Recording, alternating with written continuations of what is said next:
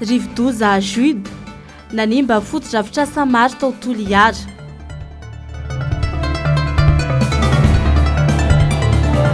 Mpianatra navoakan'ny ENS manerana ny Nosy atao ambanin-javatra ny fandraisana azy ireo mpiasam-panjakana.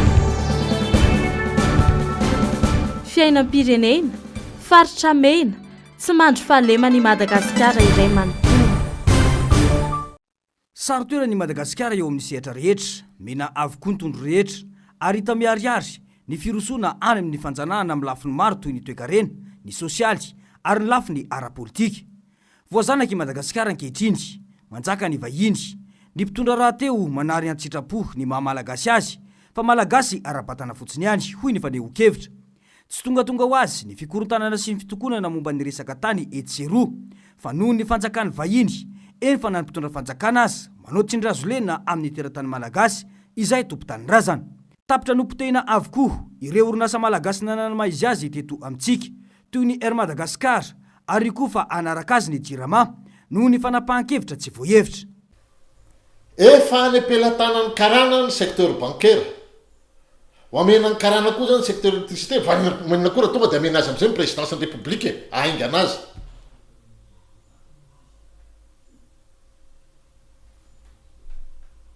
Madagasikara ny ankehitriny kolonia.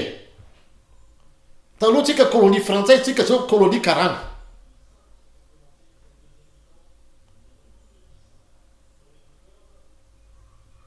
Atraiza zany ny autonomie amin'ny fanjakana amin'izao fotoana izao maka fanapa-kevitra.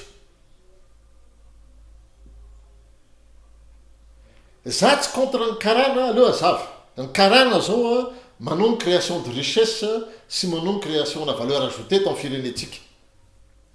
Fa le izy kosa, les monopoles ny secteur rehetra stratégique eto Madagasikara tsy azo atao, tsy azo ekena.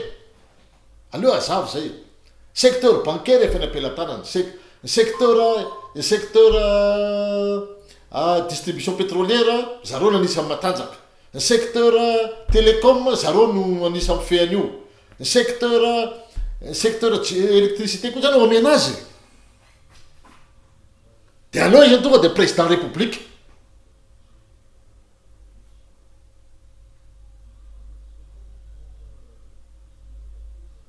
Ka le izy tsika zany tokony misy lalàna ane mife ny monopole économique, fa manino tsika tsy mamoaka an'izany ny banky any amin'izao fotoana izao efa napelantanany zareo tanteraka tsika gasy ane tompo mangatakatiny eto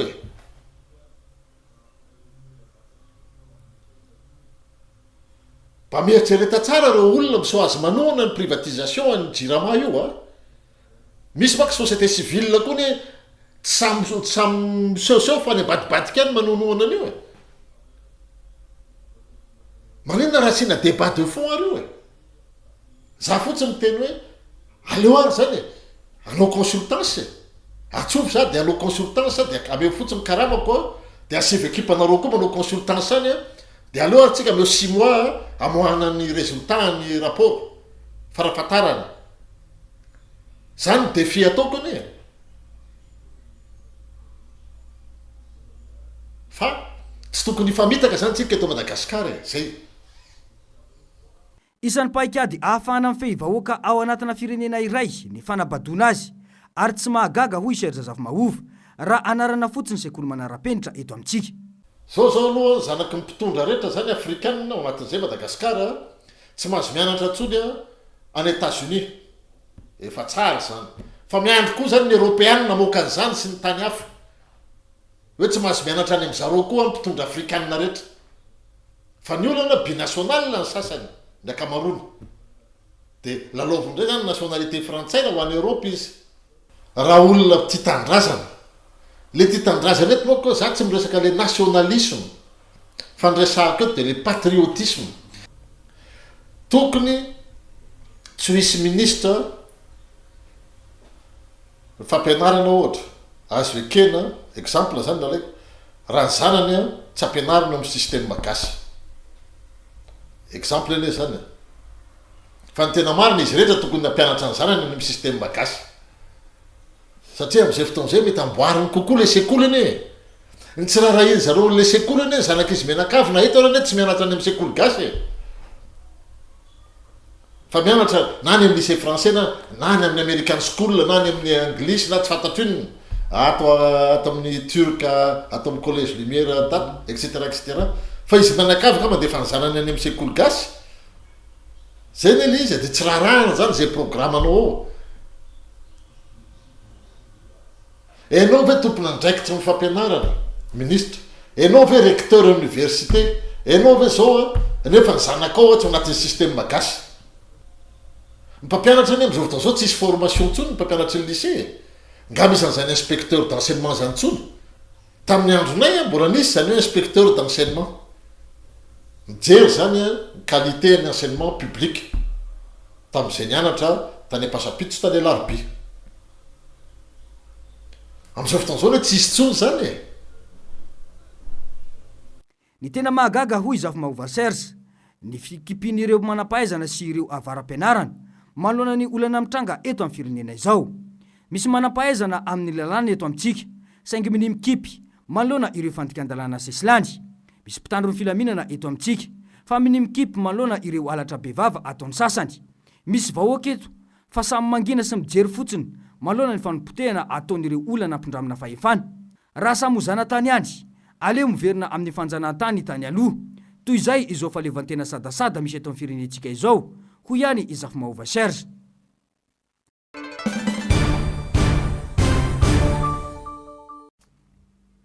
Potika ny firenena mangina ny vahoaka manao izay dany ny kibony ireo nampindramina fahefana.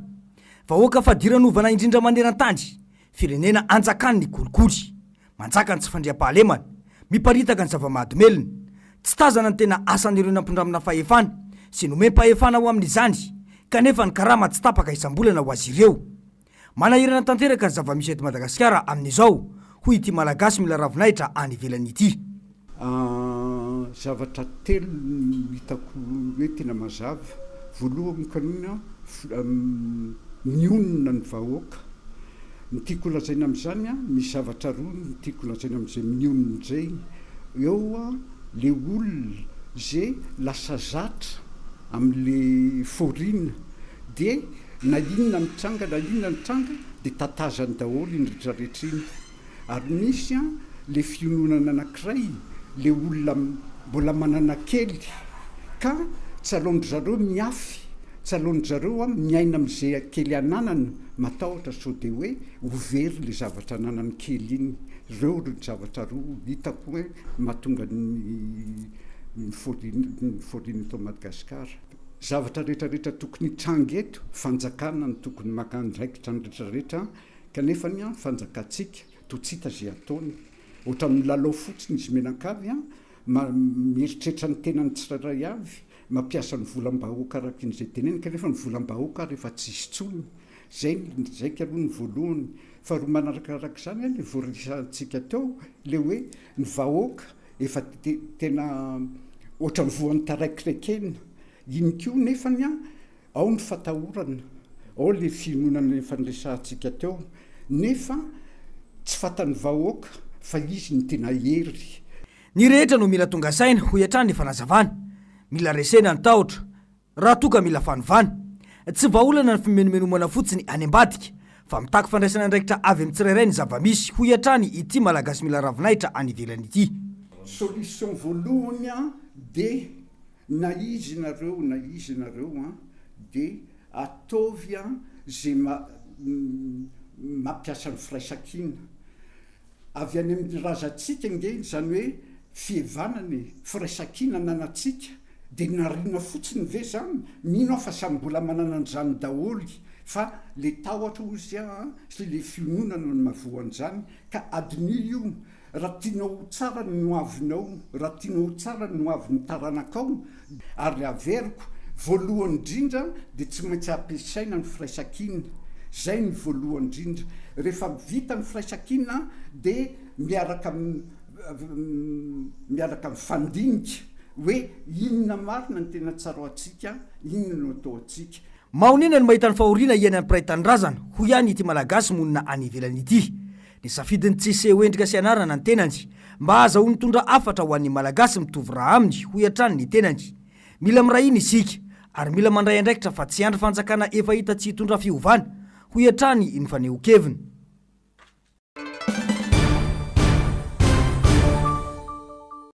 Ity roa ity dia mampiseho ny laran'i Madagasikara maneran-tany tamin'ny taona 2004. Filarana maneran-tany niainga tamin'ny arikarena fahobe navoaky ny banky iraisam-pirenena.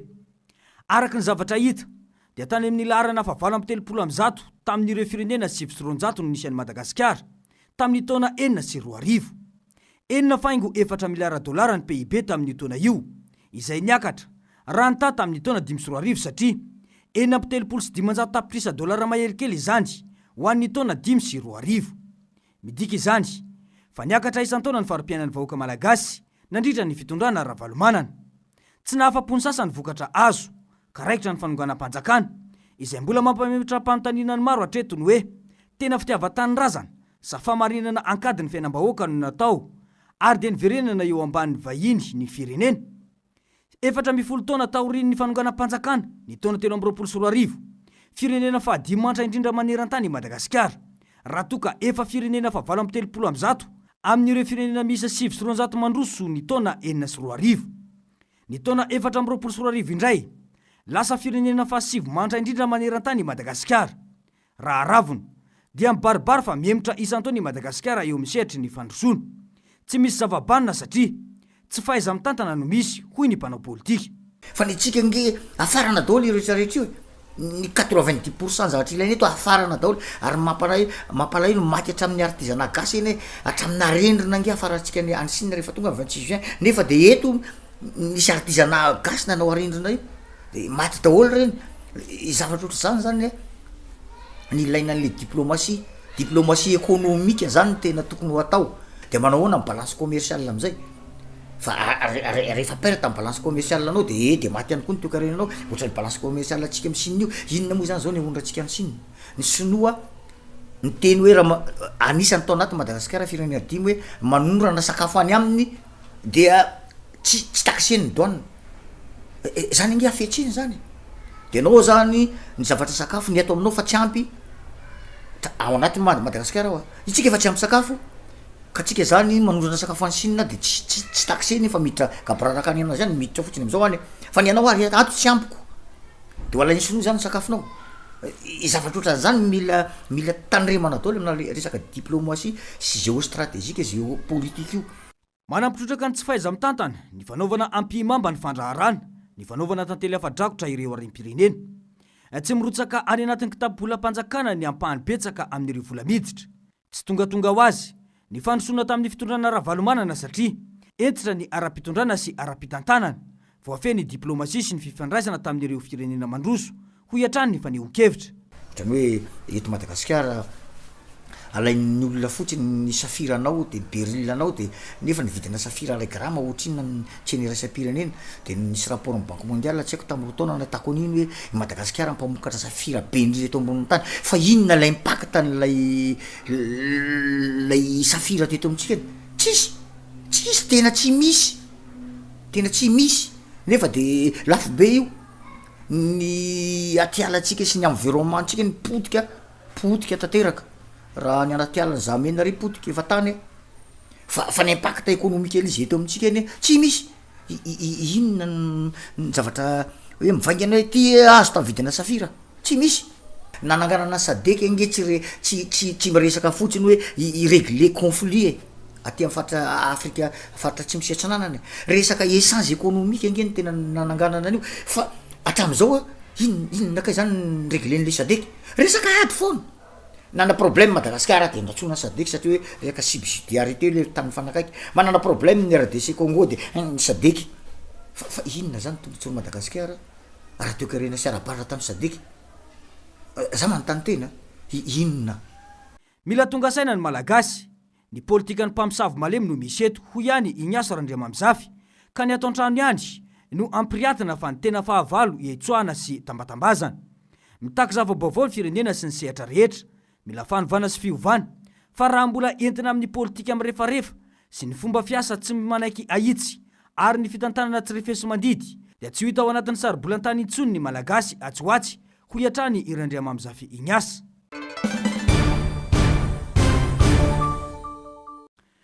Fomba firesaka sy fiteny faheno hatrany ny hoe toeram-pandevenana tetikasa na cimetière de projet i Afrika tafiditra ao anatin'io i Madagasikara.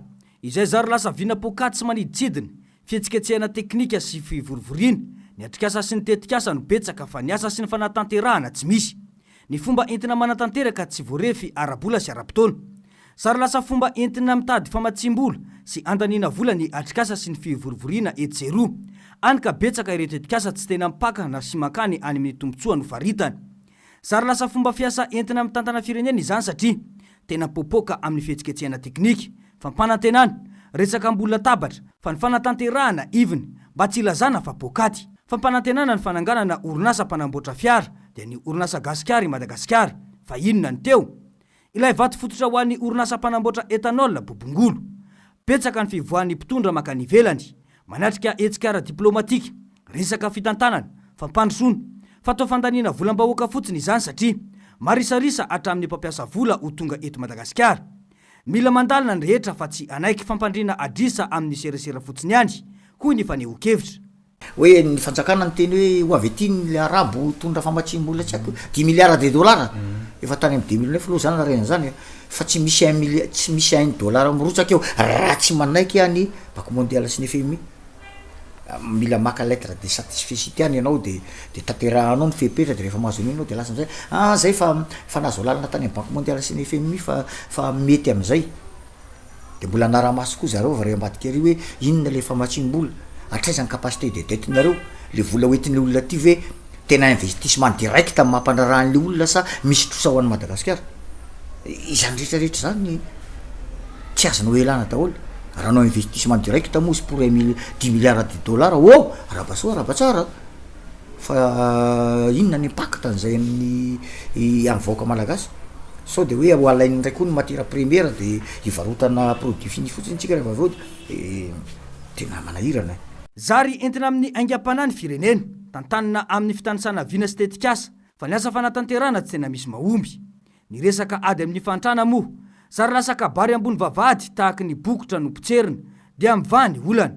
Izany sisa no endriky ny fitantanana, tsy misy soro-dalana mazava, fa dia mandeha ho azy, ka izay idonany ihany no ipoahany ho iatrany ny faneho-kevitra. Lasa fireneny samy maka ho azy Madagasikara ankehitriny, hoy ny filoha nasionaly ny antoko vahoaka amiray na ny VAMI. Mirongatra izay tsy izy ny fandriam-pahalemana, saingy mbola ny fiambenana ny kianjany 7 Mey no laram-pahamay ny fitondram-panjakana, hoy ity mpanao politika ity. Tsy misy firarahiana vahoaka eto, fa lasa natao hiaro olombitsy ireo karamain'ny vahoaka ho amin'izany. Ekena fa eo ny fahantrana izay isan'ny mampirongatra ny tsy fandriam-pahalemana, saingy ny tsy fandraisana ndraikitra ny tena betsaka, ary provony zany ny mahavoatontonona olona ambony eto amin'ny firenena noho ny fiparitahana zava-mahadomelina, hoy ny fanazavana. Misy zara asa ho an'ny samy tafika, ka tokony samy andray izany asa izany izy ireo, hoy hatrany Alphonse Rakotondrainibe. Tirena ny sécurité eto Madagasikara, mbola tsy apaka izany ny dikan'izany, mbola tsy apaka izany ireo miaramila gendarme police eo amin'ny 13 Mey reo, mbola vitsikely ngeriko zany, tokony reo no ampiana zany nge raha misy ny sécurité, fa sinandrina zay vahoaka. Zay vahoaka ngena maty ara tsy maninona tsy kohan'ireo tsisy tikany amin'ireo fanjakan'ireo zany fa 13 Mey ny azy na important. Zao ve ranga ohatran'le mamono alika raha hoa mbola mora fa tena le mamono olombelona tompoko. Zay reny nge le sary amin'ny caméra le tsarotsatoka ato tsisy atra misy le boikely satria maninona tratran'le fifona rongony sy le tsindrona roro sy fifohana sy fitazomana zava-mahadomelina, sitomahery, ariposy, alatra, fanafiana amin'ny tampy-adina, fikambianan-jolahy, fanaovana herisetra, filokana andalambe.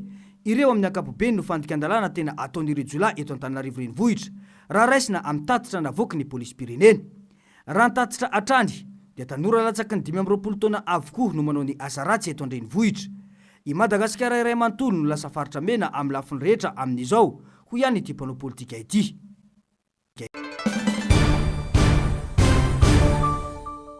Mbola ao anaty ny ady amin'ny kolikoly hatrany ny eto Madagasikara hatramin'izao. mbola ambony ny tany trangana kolikoly eto Madagasikara izay miseho amin'ny sehatra maro toy ny fananantany, ny fitrandrana arena voajanahary, ny fandraisana mpiasam-panjakana, ny fitsarana sy ny maro hafa. Mbola adogoavana ihany koa ankoatr'ireo ny resaka fampiaran-dalàna amin'ireo didim-pitsarana mivoaka mahakasika ny fanageazana fananana izay saika hamandamoka tsy tanteraka. Any amin'ny famitorana dia efa tokony misy fanagezana fananana tsy anomelaka ny mpanao kolikoly. Ny tsy azo adino araka ny teny teo aty amin'ny famitorana safaranandro vao manoka ny famitorana dia tena ilaina ny fanagejana fananana zay aloha na sezia satria raha efa any amin'ny fitsarana ny votoatinaditsika vao andray fepetra efa tara loatra efa tsisy nenenao gejainao ntsony ao arinan'izay firy moa dia fitsarana mandidy fanageazana tanteraka confiscation jerevapotsiny tsy tanteraka satria tsisy nenenina ho azo atao intsony fa efa tara loatra satria ny mpanao ratsy ny mpanao kolikoly ny mpanao tokotym-bola-panjakana dia fetsy lavitra mihitsika ary izy ireo arany vao manomboka io famitorana io dia efa amin'ny ankapobeny rehefa mijery anaty compte any ianao efa tsisy nenenina any zany hoe olona efa hivonona notokotom-bola-panjakana olona efa mivonona anao kolikoly no mifanandrana amintsika dia mila atambatra ny hery dia izay zany no antony fanarahana ity. Rafitra roa samihafa ny Bianco sy ny Aray, saingy tanjony rotonta ny fanamorana ny fanatanterana ny asa amin'ny ady amin'ny kolikoly izay mbola manjaka tanteraka eto amintsika ho ny tale jeneraly ny Bianco. Misy asa tokony hamafisana makasika ny fampiaran-dalàna satria toa lasa tsy atahorany olona intsony ny fanasaziana nentim-paharazana na ilay antsoina hoe sanction classique. Matoa olona anankiray manao kolikoly dia tianan-karena izay ary tianan-karena na ny fomba ahoana na ny fomba ahoana anika tafanao fandikan-dalàna ary ny fandikan-dalàna izay tianao resana eto dia fandikan-dalàna miendrika kolikoly ary iarahantsika rehetra mahalala ihany koa fa ny fanasaziana ataontsika hoe nentim-paharazana raha zay ny ilazana azy zany hoe sanction classique dia za tsy atahoran'ny olona zany famonjana zany randray efa tsy atahoran'ny olona eo anefa ny Aray izay miandraikitra ny fanatanterahana ny didy izay avoaka ny fitsarana mahakasika ny fanageazana ireo arena azo tamin'ny kolikoly indrindrandrindra dia mazava loatra fa tokony hisy ny fiara-miasa eo amin'ny birao mahaleotena adino amin'ny kolikoly sy zany rafitra manokana izany ihany koa satria ny birao mahaleotena adino amin'ny kolikoly rehefa manao fanadiadiana dia nomeny lalàna fahefana miroso amin'ny fanageazana seziny tiana ho resahana na gel de compte ao anatin'izany ny hafarany zany rehefa avy any amin'ny fitsarana manokana na tendrim-pitsarana misahana ny mitsara ny manenjika sy mitsara ny raharaha kolikoly dia tsy maintsy miafara any amin'ny Aray Zava-dehibe ny fisian'ny fiara-miasa matotra eo amin'ny rotonta indrindra ho an'ireo fandikan-dalàna isina trangana kolikoly. Nisy araka izany fanaovan-tsony ny fifanarahan'ny-piara-miasa teo amin'ny birao mahaleotena iadina amin'ny kolikoly na ny Bianco sy ny sampandrarana misana ny famerenana amin'ny fanjakana ny arena azo tamin'ny tsara-dalàna na ny Aray. Fifanarahana izay mirakitra fiara-miasa rotaona azo avaozana. Tanjona nisy ny fifanakalozana torohay antotam-baovao anatin'ny fanadiadiana mifandraika amin'ny raharaha kolikoly fa motsimbola famatsiana amin'ny resaka fampiororona fa rotokodiana-mbola-panjakana sy fananam-panjakana. Eo ihany koa ny fiara-miasa amin'ny fanageazana ireo fananana tsy ara-dalàna sy ny fanamorana ny fanatanterahana ny asa. Fotoana ihany koa nandritra izany nanatanteran'ireo tompona andraikitra ambony avy amin'ny Aray ny fanambaram-pananany araka ny voatondro ny lalàna.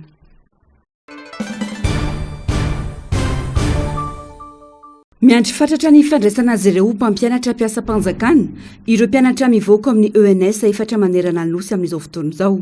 Tsy mbola fantatra hatreto ny isa anjaran'ny ENS ho raisy no mpiasa-panjakana ho an'ny taona 2024. Mbola misy ihany koa ny vary mangatsiaka tamin'ny taona lasa raha ny fitarainany ireo mpianatra. Ny noty avoaka ny fanjakana mirakitra izany sisa no andrasany. Mangataka izahay ny amoahana ny notification de recrutement sy ny avis de recrutement 2025 faran'izay aingana zany hoe ao anatin'ny fotoana faran'izay aingana satria efa ela loatra ny andrasana azy io. Manarak'izay dia mangataka ihany koa zay ny anomezana isa mahafapo na hoe quota mifanaraka amin'ny isan'ny mpianatra ny voaka avy ato amin'ny sekoly ambaratonga ambony fa ny fanana ho mpampianatra. Efa ny apelatananareo any tompoko ny isanay mazava dia mino zay fa fantatrareo izay isanay zay ka angatanay zany hoe mitovy amin'ny isana lefany any aminareo no anjara quota ho an'ny ENS amin'ity recrutement 2025 ity. Angatanay ihany koa ny andaminana faran'izay aingana ireo recrutement mbola tavelana zay vary mangatsika dia ny 9e vague 2e liste sy ny 3e liste. Ary angatanay etona ny jerena akaika sy anohizana ary amaranana ny resaka décret zay votoatiny any ny recrutement systématique moa zany efa nisy interministériel natao tany aloha dia tiana ho faranana izy io ka zay ny angatahany aminareo tompon'andraikitra rehetra.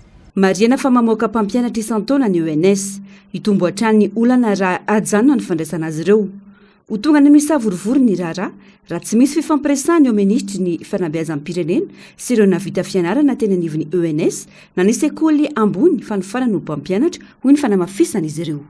Ka eto zay dia manamafy hoe irinay zay fionana zay na fifampiresana zay mba tsy hatongavany teo zavatra zao any amin'ny savorovoro sanatriany zany. Raha vao miteny zany zay hoe savorovoro dia mino sy manateny zay fa fantatrareo tompon'andraikitra hoe inona ny tinambara ao ambadik'izay.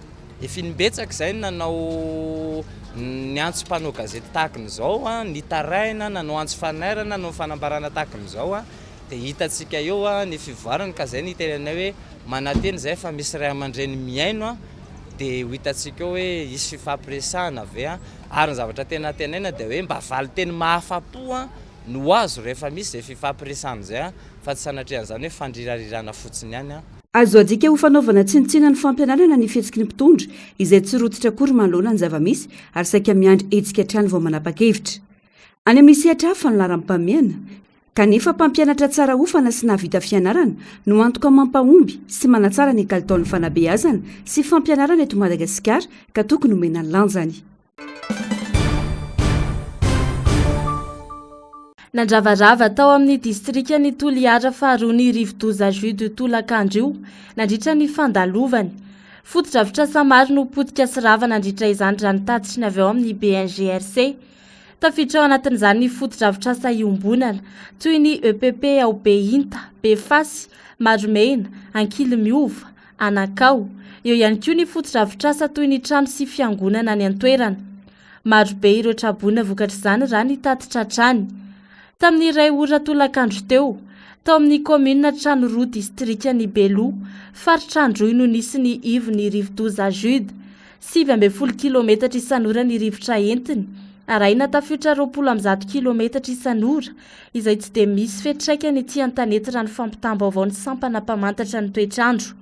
Azo vahana kosa nefa ny rotsakorana, saika manerana ny faritra atsimon'ny Madagasikara raha ny fampitam-baovao hatrany.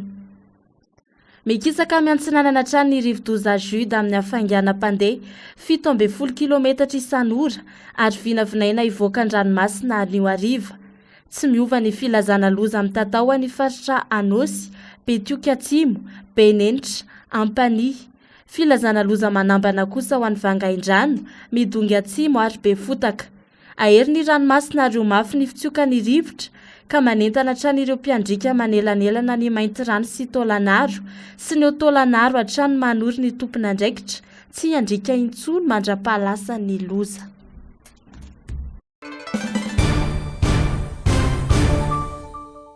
Antoko politika 7 no rava riara ny didy fandravana ao Guinée. 20 hafa kosa miato mandritra ny 3 volana.